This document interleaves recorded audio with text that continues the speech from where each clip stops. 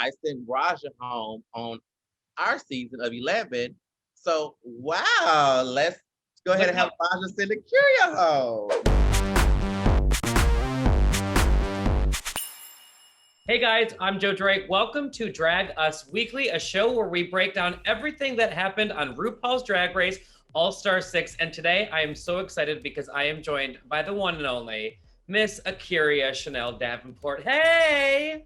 Hey, say hey, Miss Akeria, when you see her. Say hey, Miss Akeria. How are you? I'm great. I'm so great. I cannot complain, actually. How are you? I'm good. That was actually going to be one of the questions I wanted to ask you because unfortunately you were the eliminated queen last week, but when Miss Kylie Sonique Love showed that lipstick, you had a beautiful smile on your face. Listen, I had kind of felt in my spirit that it was my time. So, why not go out with the grace that Akeria has always presented on Drag Race? And sometimes you have to laugh to keep from crying. And, when you've thought about things and processed things, it's kind of just like, well, girl, let's just keep this on. When Erika only sees this. Very smart. Do you think in hindsight it was a fair decision? You said you felt it in your soul. Did you feel like you should have been the one to go? In that moment, not saying that I feel like Raja should have went home either. I just feel like I've had 3 strikes against me. Do I agree with all of those strikes? No, I don't. But being that it was now my 3rd time and I was up against Raja, who had now been, this is her first time being in the bottom. Right. Plus, on top of that, you have to think I sent Raja home on our season of 11. So, wow, let's go ahead and have Raja send Akeria home. Is that why? I think that's probably why Raja was so emotional backstage, yes? Yes, because coming off season 11, we both experienced the torment, the torture from the fans. So it was like to have the opportunity to not only have another chance at the crown, but to rebrand yourself and to now have that stripped away by someone so close. Although it wasn't her doing it, it's just kind of hit home. Right. I'm curious, you said there were 3 strikes against you and you don't agree with them. Which one didn't you agree with? Well, of course I don't feel like I was meant to be in the bottom for real. I still to this day stand by my prince. I think my prince is absolutely amazing. Now, do I feel like I won that challenge? No, of course not. But I do feel like even if I did have some technical difficulties in the challenge, which I didn't see, I was hoping and praying that my runway at least would have brought me to a safe zone. Right. I think everyone else thought it would have brought you to a safe zone because that was unbelievable. Thank you. Thank you. But like I've been saying on the show as I've been chatting with the eliminated queens, I mean, this season, y'all came and brought it. It's such a great group of girls. At some point, we have to, the show must go on and someone's got to go, Do you think that Sonique deserved to win the lip sync over Manila? Oh, yeah, definitely. Listen, Sonique has this presence about herself where she seems so soft-spoken and quiet. But once she's on stage, I think that's when the loud country Sonique comes out and it's like, mama is a powerhouse. She really is. I mean, I said this on my recap show that I do each week, and the fans may come for me, but I sort of felt like Manila sat back a little bit. Did it feel that way in person? Honestly, I don't know. I didn't watch Manila. It was so mesmerizing seeing Kylie on that stage in her element. It was just wow. It was like wow. I was like starstruck, and I felt like a fan almost. Right. I am a fan of hers, but of course. So when she revealed your name on her lipstick, was there any hard feelings, and have you talked to her since? Of course, I've talked to her since, and there were no hard feelings. Like I say, I don't a lot of times blame the girls for pulling my name, because it's the judges who put me in the bottom. It's the girls who do the dirty work. Right. So I don't have any hard feelings against her. She had to do what she had to do. Are you nervous for next week's episode to see the lipsticks that come out of the box? No. No. Like I say, this was my third strike, so I'm pretty sure it's unanimous. Looking back at the Rumerican Horror Story Challenge, how do you think you did? Well, I actually went to school for acting. I'm not the best actor. And just like anyone else, I make mistakes. We all made mistakes throughout the challenge. Do I feel like I was worse in the challenge? No. Do I feel like on the episode I was shown as one of the worst? Of course. But, you know, that's TV. Right. If I'm sure it feels different in the room, and then you watch it back, you're like, oh. Do you feel like Michelle gave Kylie a little bit of a one-up by sort of getting out of the chair and giving her basically a line reading? Because she didn't do the same for you, or at least we didn't see that. Well, she didn't do the same for me. She didn't do the same for Raja. So, of course, I mean, if that's what it would have took to get that top spot, I would have definitely loved her to come over there and give me that sad. Yeah. But I was confused in the moment because when I first came out and I was high energy, she said, pull it back. And when I pulled it back, it was like, not enough. So it's kind of like, well, what? Right. That's why I feel bad for you girls. I've stuck up for you, Jan. There's so many times they're like, give me more. And then when someone goes too far, they're like, that's too much. Yeah. So it's just kind of like okay, are y'all playing jokes on me or what's going on? The Oh My Goth runway was incredible. You all looked amazing. Besides yourself, did you have a favorite look of one of the other queens? Oh My Goth runway. Let's see who's my favorite. I love Raja's look, of course. But as far as the full goth fantasy, I really enjoyed Jan. I take that back. Okay. I'm retracting that. Okay.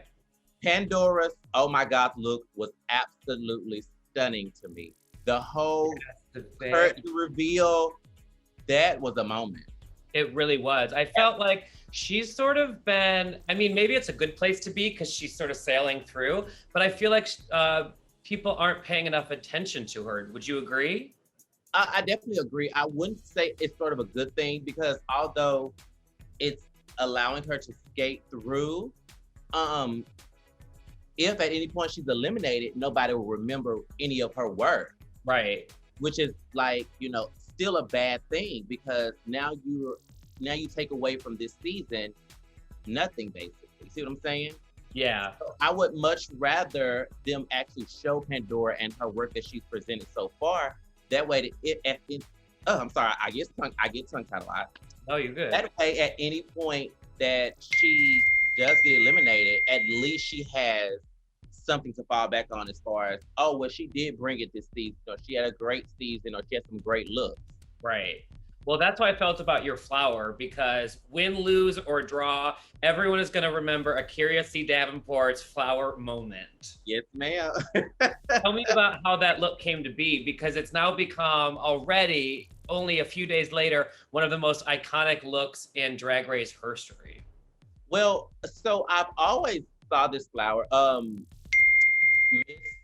don't want to get it wrong. I believe it's Miss Puerto Rico 2019. She had it done by Joshua Ponte of Chicago. Okay. Me and Joshua are great friends. And so when I realized we had frills, I instantly went to that moment. And I texted him and I said, I have to have this. Like, I have to have this. Nice. We have to incorporate frills in some shape, form, or fashion. And the corset I already had, I purchased it from Abraham Levy of New York City. And it was just like, I'm one of those girls who recycle. Listen, if I haven't worn this yet, let's go ahead and put this with this. Yes. It might be a little tight. We can make some magic. I love that. You probably can't give away any future categories, but I know you guys know sort of what's going to happen on the runway. Is there something that was in your suitcase that you're really sad you couldn't have shown us? Yes. Give us a hint. It's also made by Joshua, and it's a look that as I walk, it actually moves up by itself. Oh, so nice. It starts off one way, sort of like how my flower was, but not as dramatic. Uh-huh. And then it transformed into something else on the runway. Oh, nice. Will we be able to see it maybe on Instagram or something? Of course. Listen, I'm most definitely showing my looks. I'm going out of this as the runway queen, most definitely. Yes. I'm taking something from this experience. You are the runway queen of All-Star 6. Is there anything you would have done differently on the show? Stay longer. Stay longer. Outside of that, I honestly, the final product of what Akeria presented, I'm so happy with. If there's honestly no changes I would have made outside as far as what I brought in the challenges and on the runway.